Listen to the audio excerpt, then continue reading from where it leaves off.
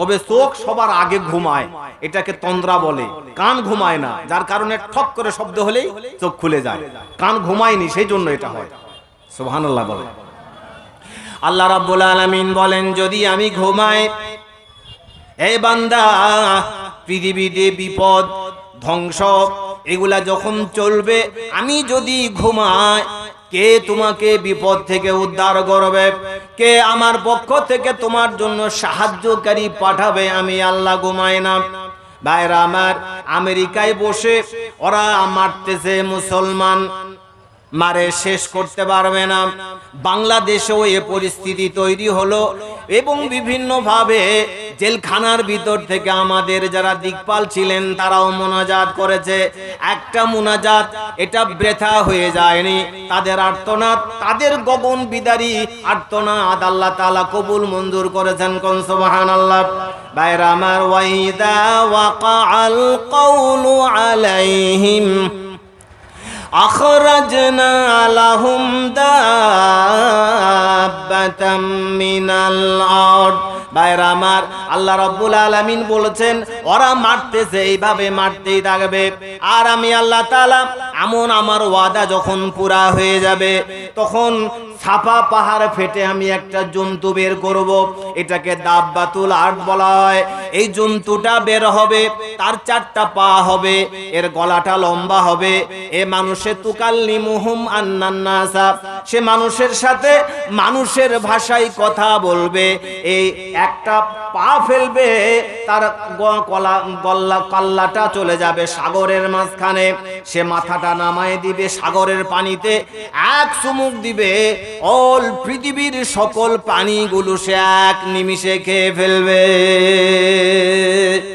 এরপরে পানি, পরবর্তী মানুষ যারা যাবে তখন মনেই করতে পারবে না যে এখানে পানি ছিল।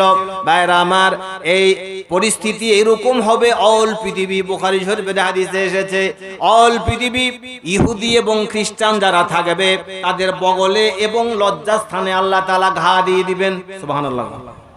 কোথায় ঘা হবে? বগলে এবং লজ্জাস্থানে আল্লাহ তাআলা ঘা দিয়ে দিবেন। এরা যখন তাদের পরিবারের কাছে যাবে, তখন তারা বলবে, বউগুলো বলবে, সোহকান সোহকান লিমান গায়্যারা মিন বাদি, সরে যাও, দূর হয়ে যাও, তোমরা আমাদের স্বামী হওয়ার যোগ্যতা হারিয়ে ফেলেছো। কাঁচা গোশত পচে গেলে যেই দুর্গন্ধ হয়, তোমার শরীর থেকে দুর্গন্ধটা আসে। এরা দুর্বল হয়ে যাবে, এদের বউ থেকে, তাদের মা থেকে, তাদের পরিবার থেকে তারা ডিটাচ হয়ে যাবে। আর এরা পালাবার চেষ্টা করবে।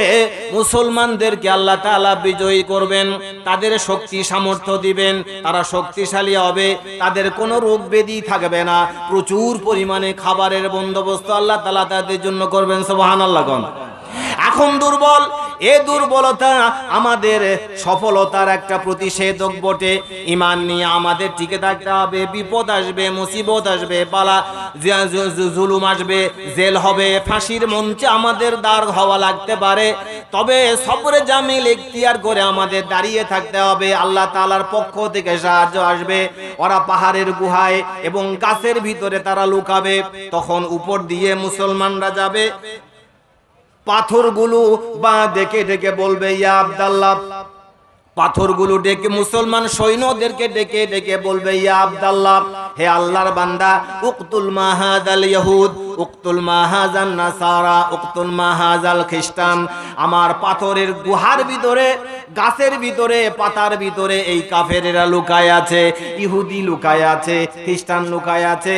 উকতুল মাহাজা, এদেরকে ধরো এবং দুনিয়া থেকে এদেরকে বিদায় করে দাও। কোন সুবহানাল্লাহ। ভাইরা আমার, ধৈর্য ধরতে হবে, বিপদে সবরে জামিল ইখতিয়ার করতে হবে। আল্লাহ তাআলা ঘুমান না জাগ্রত? জবাব দিবেন। আল্লাহ ঘুমায় আছে না জাগ্রত?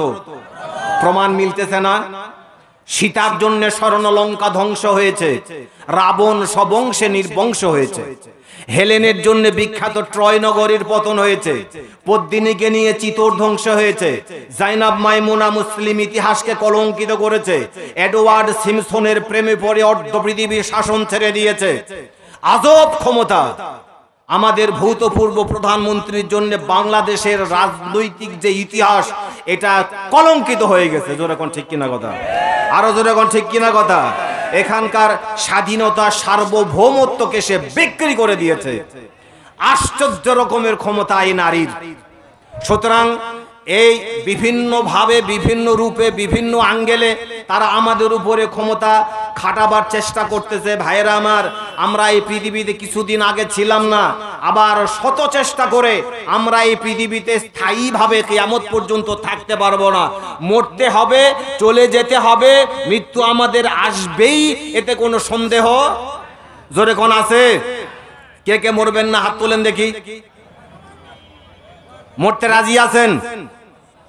এই মৃত্যু যদি আল্লাহ এবং তার রাসূলকে খুশি করার জন্য হয় সেটা ভালো হয়, না কাপুরুষের মতো মৃত্যু হবে সেটা ভালো হয়? কোনটা? মরবো তো কোরআনের জন্য মরবো। খেয়ে থাকলে কোরআনের জন্য, যদি আমি না খেয়ে থাকি আমি কোরআনের জন্য। আমাকে যদি জীবন দিতে হয় তো কোরআনের জন্য দেব। এরপরে ঈমান টিকে রাখার জন্য দেব। আমরা আখিরাতের জন্য, প্রকৃতপক্ষে দুনিয়ার জন্য। আর দুনিয়া খুলিকাত লাকুম ওয়া আনতুম খুলিকতুম লিল আখিরা। সময় কম, মেহমান এসে যাবেন, যার কারণে আমি তাড়াহুড়ো করে কিছু কথা বলতেছি। সম্মানিত সুধী, আমরা কি দুনিয়ার জন্য না আখিরাতের জন্য? বলেন, আমরা কিসের জন্য? আখিরাতের জন্য। আর দুনিয়া খুলিকাত লাকুম, আল্লাহ তাআলা হাদিসে কুদসিতে বলেছেন এই মহাবিশ্বে যা কিছু আছে সবকিছু মানুষের খেদমতের জন্য। ওয়া আনতুম খুলিকতুম লিল আখিরা। আর আল্লাহ মানুষ সৃষ্টি করেছেন এখানে ইবাদত করে আখিরাতে উচ্চতম মর্যাদা লাভ করার জন্য। এখানে ঈমানের পরীক্ষা দেবে, সে কবরে শান্তি পাওয়ার একটা উপযোগী তার দেহ তৈরি হবে, তার জীবন তৈরি হবে। ভাইরা আমার, মূল বিষয়ে ফিরে যায়। আল্লাহ যদি ঘুমায় যায় তাহলে জেলখানার ভিতর থেকে মানুষগুলো যে চিৎকার করেছে, আয়না ঘরের ভিতর থেকে যে মানুষগুলো চিৎকার করেছে, এগুলা তো আল্লাহ তাআলা শুনতে পাবেন না। ভাইরা আমার, তিনি শুনেছেন।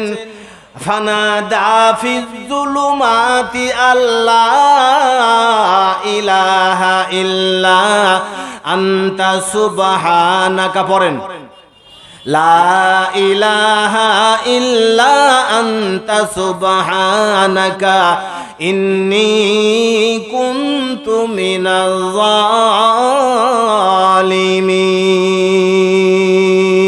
জালিমিন। ফানাদা,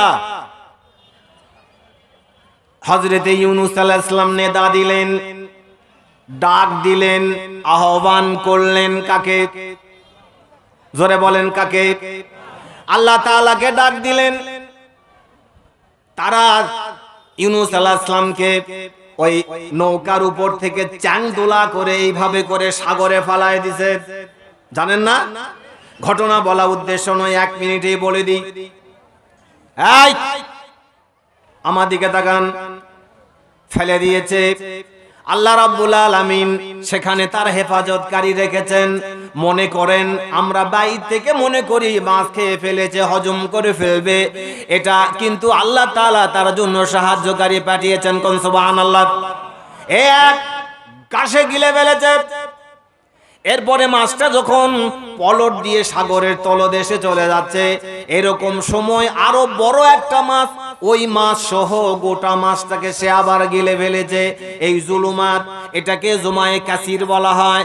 একটা রাতের অন্ধকার, 2 নাম্বার পানির অন্ধকার, 3 নাম্বার মাছের পেটের অন্ধকার, আর একটা হলো 4 নাম্বার কোন কোন রাওয়ায়াতে 3টা জুলুমাত, 3 রকমের অন্ধকার, কোন কোন রাওয়ায়াতে 4 রকমের অন্ধকার। ওই মাছ সহ ইউনূস আলাইহিস সালামকে আরো বড় মাছে খেয়ে ফেলেছে। 4 রকমের অন্ধকারের ভিতর থেকে হযরতে ইউনূস আলাইহিস সালাম সাগরের তলদেশে চলে গেছে। মাছ তাকে খেয়ে ফেলে মনে করেছিল হজম করব, কিন্তু এটাকে, এই সম্পদকে, এটাকে হজম করা সম্ভব নয়। সুবহানাল্লাহ কবেন না? এটা কি তার জন্য সম্ভব? এটা সম্ভব নয়। আর সে আজিমে আল্লাহ সুবহানাহু ওয়া তাআলা পয়গম্বর বিপদে পড়ে গেছেন, আর আল্লাহ যদি ঘুমায় তাহলে হযরত ইউনূসের ডাক কে শুনবেন? আর কেউ আছে? জালিকুমুল্লাহু রাব্বুকুম লা ইলাহা ইল্লা হুয়া খালিকু কুল্লি শাই। চিৎকার দিয়ে কোন আল্লাহু আকবার। ওই আল্লাহ, ওই মহান সত্তা, যিনি ছাড়া কোনো ইলাহ নাই। জোরে কোন আছে? কোনো ইলা নাই, কোনো মাবুদ নাই, কোনো আইনদাতা নাই, কোনো বিধানদাতা নাই, কাউকে আমরা মানি না। আল্লাহর হুকুম এবং রসুলের তরিকা ছাড়া অন্যটা মানি না, কোরআন ছাড়া অন্য কোনো সংবিধান মানি না। রাজি আছেন না ইনশাআল্লাহ? ভাইরা আমার, ইউনূস আলাইহিস সালাম ডাক দিছেন। এরপরে হযরতে ইউনূস আলাইহিস সালামের এইটা চলে গেছে সাগরের একেবারে নিচে চলে আছে। আল্লাহ রাব্বুল আলামিন হযরতে জিবরাইল আলাইহিস সালামকে জানায় দিলেন, জিবরিল শোনো, আমার পয়গম্বর ইউনূস আলাইহিস সালাম ডাক দিয়েছে। আমি আল্লাহ তো ঘুমায় যাইনি, আমি দেখতে পাচ্ছি, তবে শর্ত হলো ইউনূস আলাইহিস সালাম মাছের পেটের ভিতরে শুয়ে বসে সেখানে জিকির করে সে যেন সাগরের তলদেশে সেই জলজগতে পানির নিচের একটা যে জগৎ আছে, এই জগতের যা কিছু আছে সে যেন সুন্দর করে উনি দেখতে পারেন। সেই জন্য মাছের গোটা পেটটা আয়নার মতো করে কাঁচ ফিট করে দাও। সুবহানাল্লাহ। কি করে দাও? কাঁচ ফিট করে দাও, কাঁচের মতো স্বচ্ছ পরিচ্ছন্ন করে দাও। সেখানে 40,000 মাইল একদিনেই ঘুরেছে ইউনূস আলাইহিস সালামকে নিয়ে। সুবহানাল্লাহ কবেন না? কত হাজার মাইল? 40,000 মাইল। অফি রাওয়ায়াতেন 80,000 মাইল। গোটা জলচর যে এলাকা, জলভাগ গোটাটা ঘোরা হয়ে গেছে।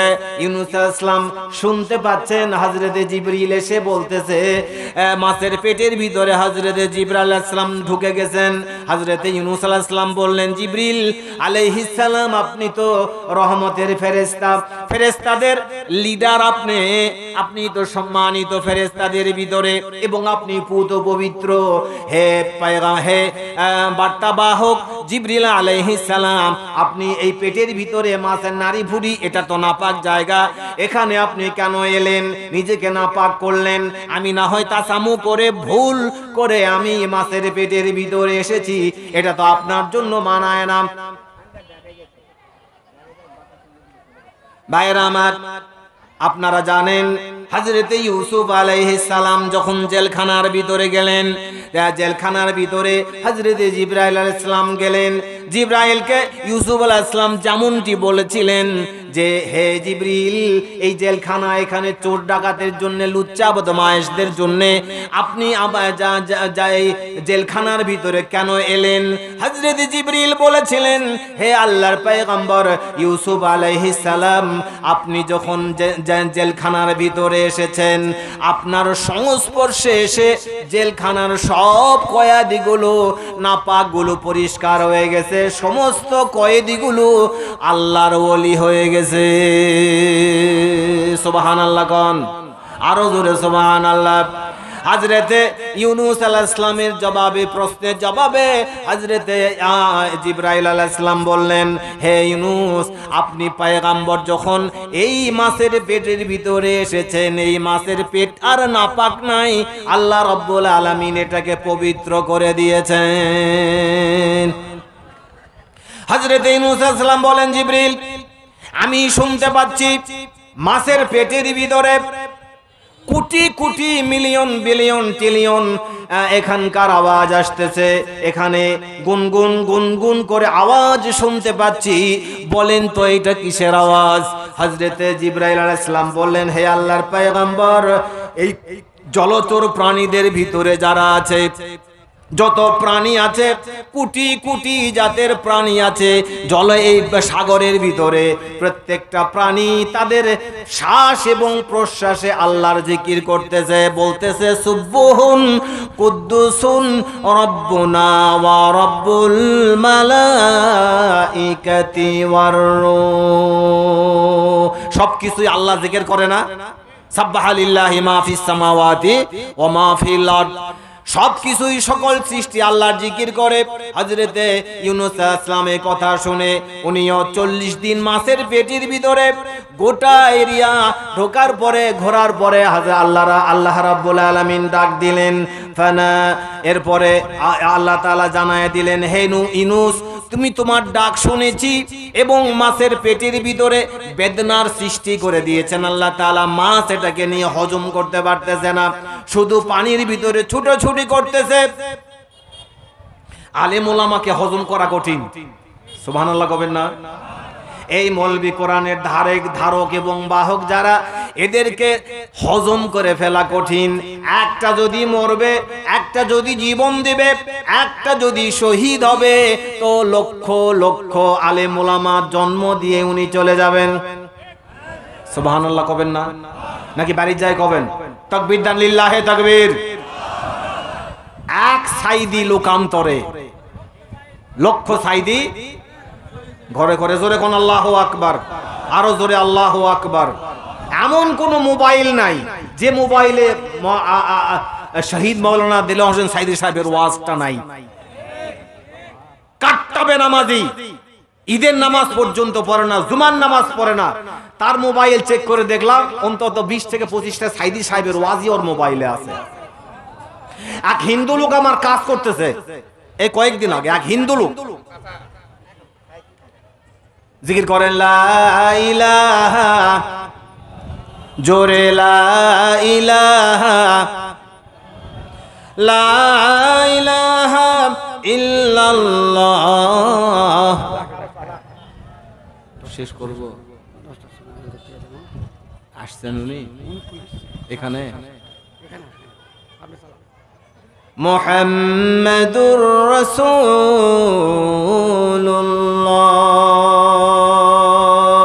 বাইরা আমার যা বলতেছিলাম, আল্লাহ কি ঘুমায়?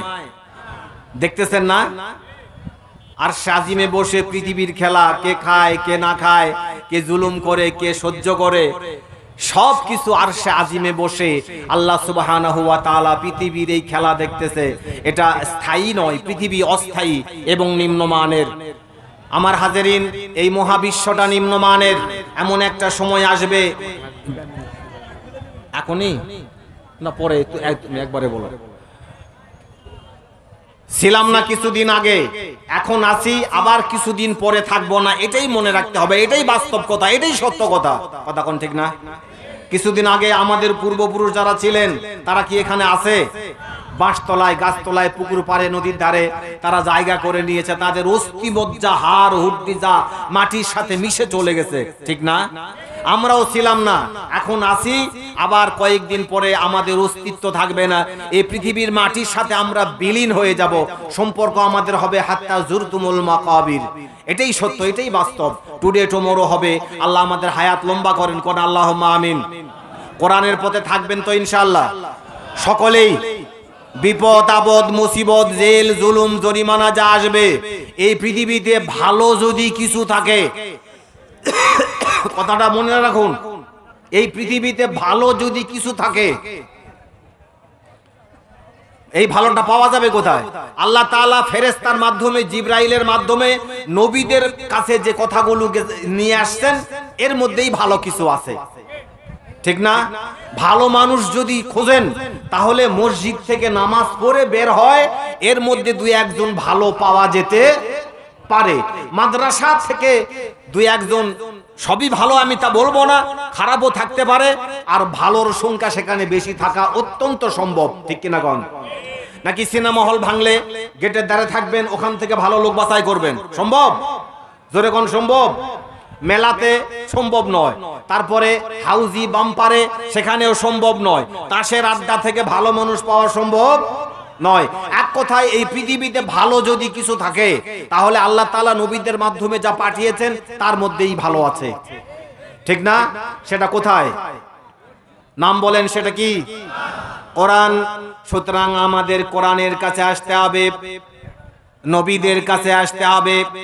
নবী নাই, কোরআন আছে। এটাকে যারা ব্যাখ্যা বিশ্লেষণ করেন, আলেম ওলামা, পীর মাশায়েখ, বুজুর্গানে দিন, তাদের সংস্পর্শে আপনাকে আসতে হবে।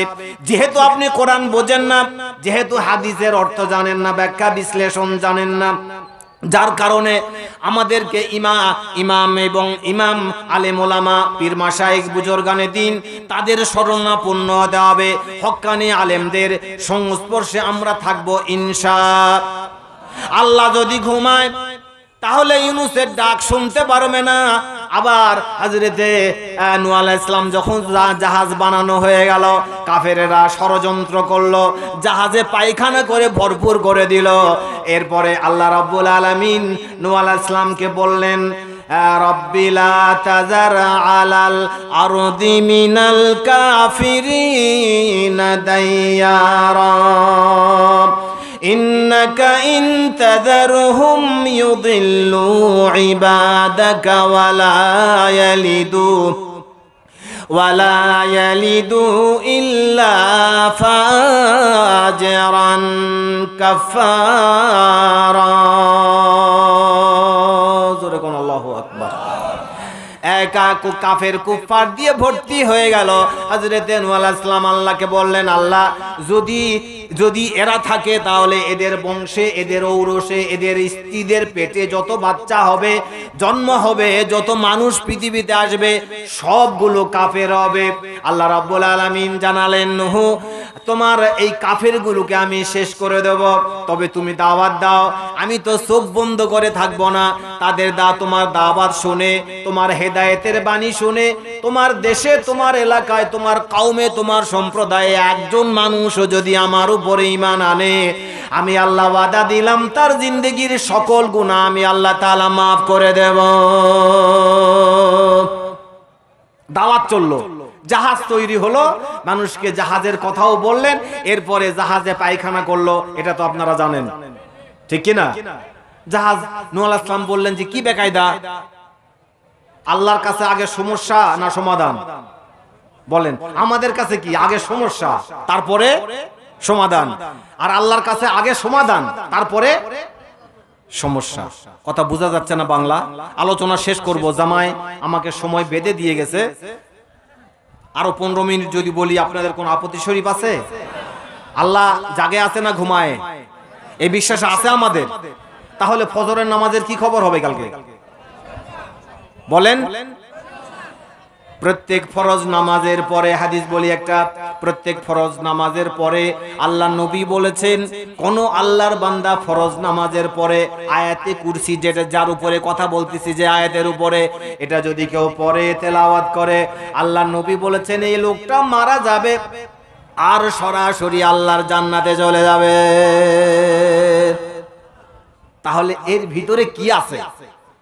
আমরা ফরজ নামাজের পরে পড়ি, এটা যাদের মুখস্থ আছে আমরা পড়ি, পরে বুকের বোতাম খুলি, বুকের বোতাম খুলে এখানে ফু দেই, দিয়ে কে নাভির নিচ পর্যন্ত ঠান্ডা করে দেই। কথা কোন না, ঠিক না?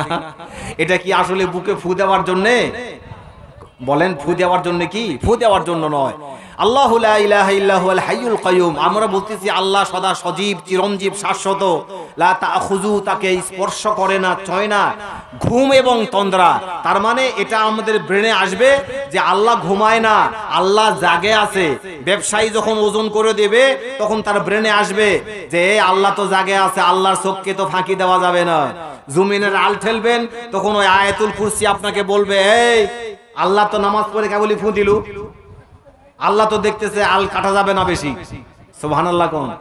ওই আয়াতুল কুরসি আপনাকে পার্থিব পৃথিবীর সকল খারাপ কাজ থেকে বাঁচাবে। সুবহানাল্লাহ। উতলু মা উহিয়া ইলাইকা মিনাল কিতাবি ওয়া আকিমিস সালাত ইন্নাস সালাতা তানহা আনিল ফাহশাই ওয়াল মুনকার। আল্লাহ তাআলা বলেছেন, উতুলু, হে নবী আপনি তেলাওয়াত করেন, মা উহিয়া ইলাইকা মির রাব্বিক, আপনার রবের পক্ষ থেকে যে কথাগুলো, মানে গোটা কোরআন আপনার কাছে নাজিল করা হয়েছে, না অবতারিত হয়েছে, এটাকে নাজিল করা হয়েছে, আপনি এটা গোটাটাই পড়েন, এটা তেলাওয়াত করেন, মানে পড়েন এবং বুঝেন, এরপরে নামাজ আদায় করেন। নিশ্চয়ই নামাজ আপনাকে পার্থিব সকল রকমের গর্হিত এবং অন্যায় কাজ থেকে বাঁচায়া দেবে। সুবহানাল্লাহ। নামাজ আপনার আমার পাহারাদার।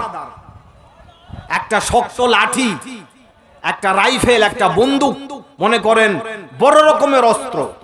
নামাজ, খারাপ কাজ আসবে, এই নামাজ ওর সাথে ধস্তাধস্তি করে এটাকে হটাবে। কিন্তু আমাদের নামাজ তো শক্তিশালী নয়। দেহরক্ষী রাখবেন আপনি, বুড়া রাখবেন না কোন জুয়ান। লাঠি নিবেন তো ঘুনে ধরা না শক্ত? বলেন কোনটা?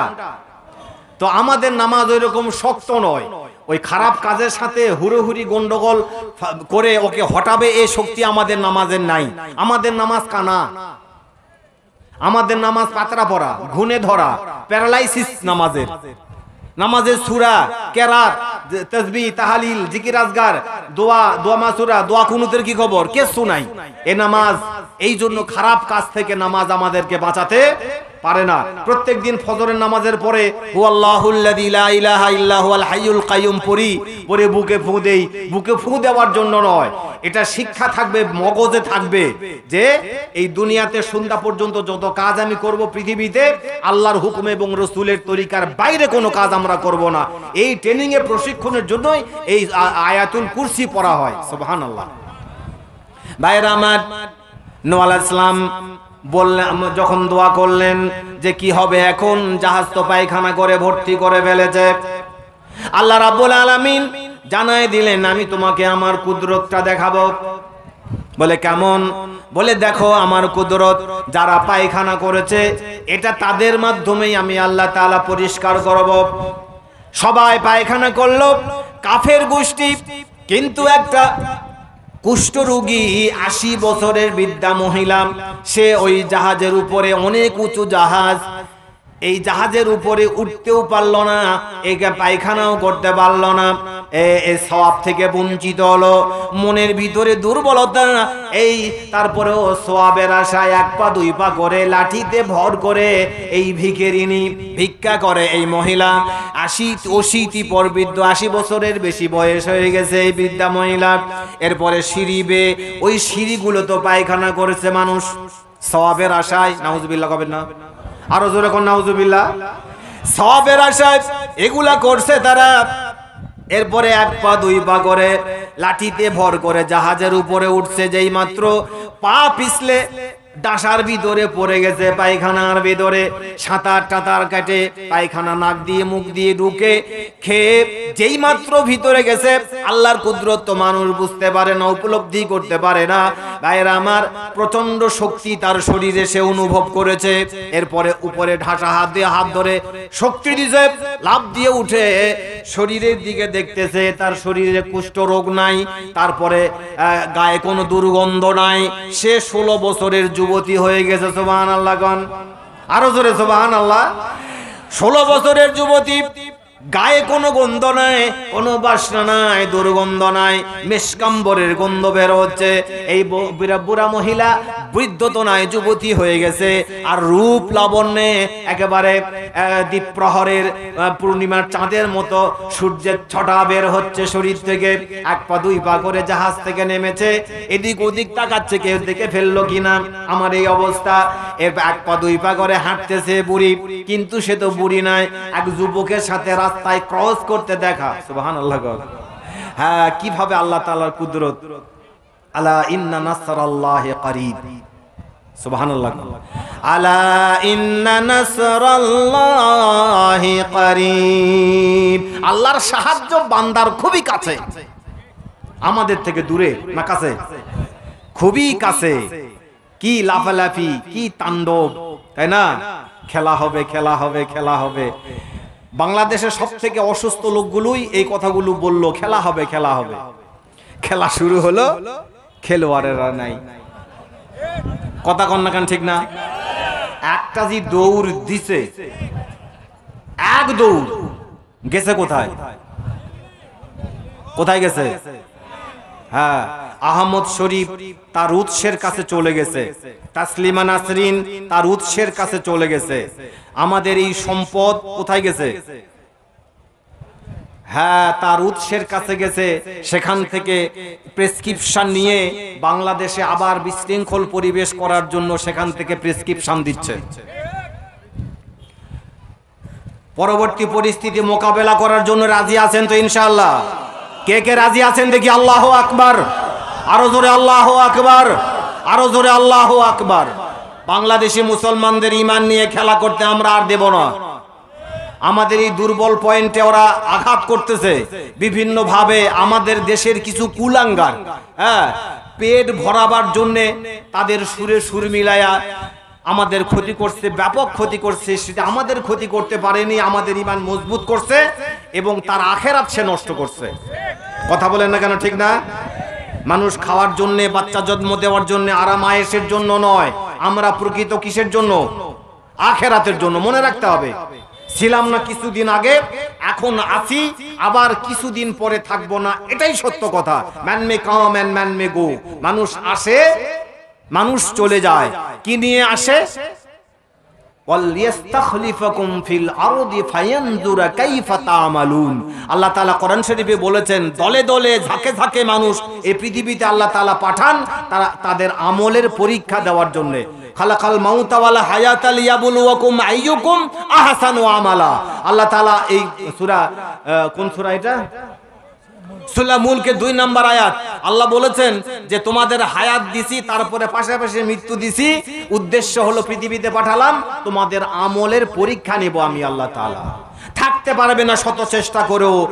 জুলকারনাইন থাকতে পারেনি, নমরুদ থাকতে পারেনি, বক্তে নসর থাকতে পারেনি, হযরত সুলাইমান আলাইহিস সালাম থাকতে পারেনি।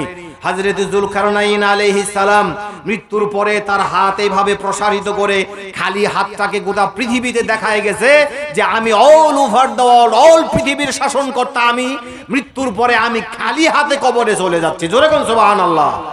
ভাইরা আমার, এরা তাদের উৎসের কাছে চলে গেছে, আমাদেরকে বুঝাবার চেষ্টা করেছে বিভিন্ন ভাবে। আমাদের উৎস, আমরা এই পৃথিবীর মানুষের উৎস বানর নয়, মানুষের উৎস আদম আলাইহিস সালাম। ঈমান রাখতে হবে। আমাদের উৎস কে? জোরে বলেন কে? বানর নয়। ডারউইনের ক্রমবিবর্তনবাদের থিওরিতে যাবেন না। কোথায় আমাদের উৎস? আদম আলাইহিস সালাম, মা হাওয়া আলাইহাস সালাম, দুইজন থেকে মানুষ সৃষ্টি। যদি প্রশ্ন করি মুসলমানের উৎস কি? বলেন, মুসলমানের উৎস কি? এই কাঁঠাল গাছের উৎস কি? এর বিচি। বিচি যদি হয় লাখ ফজলি আমের উৎস কি? বিচি। বিচিতে গাছ লাগাবেন, আম হবে, কিন্তু লাখ ফজলির সাথে আকাশ পাতাল ব্যবধান থাকবে, ঠিক কি না?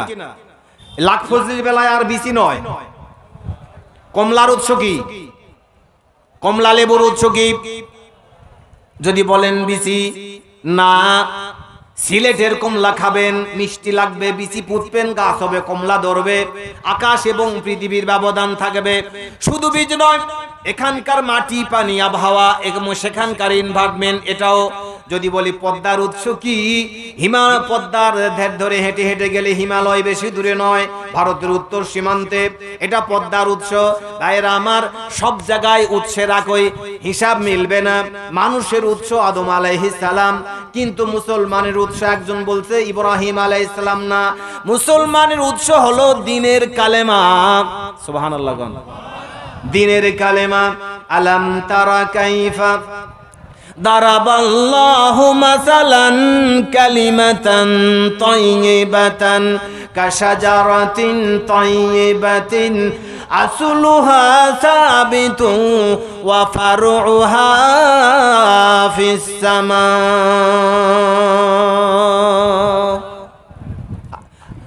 আল্লাহ তাআলা উদাহরণ দিচ্ছেন, দৃষ্টান্ত স্থাপন করছেন। কালিমা তাইয়্যিবাটা হলো একটা পবিত্র গাছের মতো। কিসের মতো? কাশাজারাতিন তাইয়্যিবাতিন, একটা পবিত্র বৃক্ষ, একটা গাছ, একটা মহিরু। আসলুহা সাবিতুন, শিকড়টা গোটা পৃথিবী, গোটা মহাবিশ্বের সৃষ্টির জমিনের অংশকে আঁকড়ে ধরে আছে। ওয়া ফারউহা ফিস সামা, আর এর শাখা ডালপালাগুলো গোটা মহাবিশ্ব বিস্তার করে আছে। এর বাইরে কেউ যেতে পারবে না, আর এই দিক থেকেও পালাতে পারবে না। আল্লাহ তাআলা বলেছেন, ইয়া মা'শারাল জিন্নি ওয়াল ইনসি ইন ইসতাতা'তুম আন তানফুযু মিন আকতারিস সামাওয়াতি ওয়াল আরদ ফানফুযু লা তানফুযুনা ইল্লা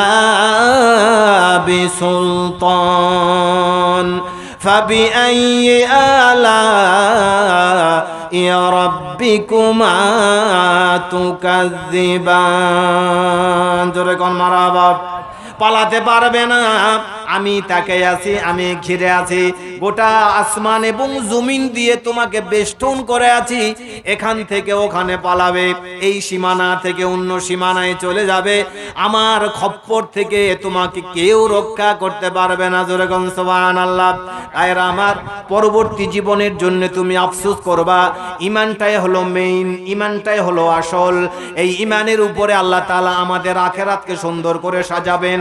যার ঈমান যত মজবুত, যে ঈমান আনবে আমানতু বিল্লাহি ওয়া মালাইকাতিহি ওয়া কুতুবিহি ওয়া রুসুলিহি ওয়াল ইয়াউমিল আখির ওয়াল কদরি খাইরিহি ওয়া শাররিহি মিনাল্লাহি তাআলা ওয়াল বা'সি বা'দাল মাউত। কোরআনের উপরে ঈমান আছে আমাদের? আছে পুরাটাই? জি কি ছেড়ে দিব আমি? শোনো জামাই, মানুষ ওই 5 মাইল দূর থেকে আসছে, ওক টানে আনা যাবে না।